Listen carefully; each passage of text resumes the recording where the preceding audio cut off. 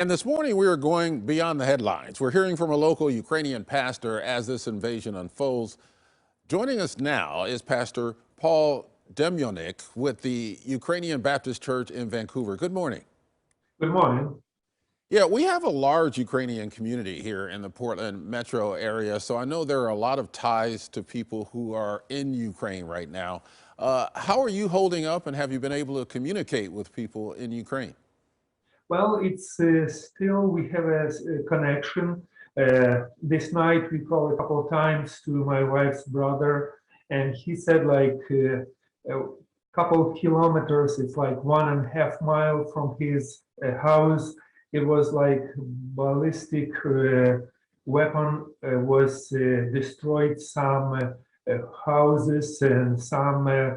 It's like 5 people was killed, innocent people, which is not military, and we are deeply concerned about our relatives and our people. We condemn the invasion of Russian to Ukraine, and we deeply concerned about our people. And well, we ask for any support because, like we understand Putin will not stop with Ukraine. He will move forward to Europe because, like we understand, we have a experience with the Soviet Union, and we know what does mean freedom and how much it cost.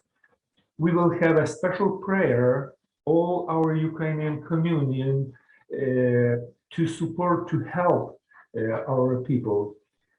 It's too difficult for us to go through this time because we don't have any power to help them physically.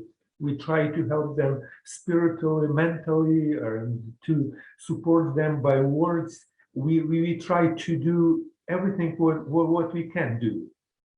That's one of the difficult things here, Pastor, for so many people watching this unfold overseas and wondering what they can do. So what can people here in the Pacific Northwest do, both to support your church community, our Ukrainian neighbors living here in the U.S., and also people in Ukraine?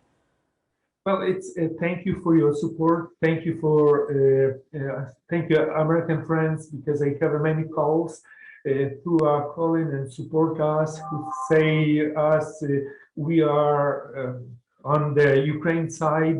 It's really big support. But maybe in future, I guess we will have a more and more support from the United States. We will see how it happened. I heard like the president of Ukraine said we needed 3 days to stay and then should be better. I don't know how that, but we are still concerned about our country.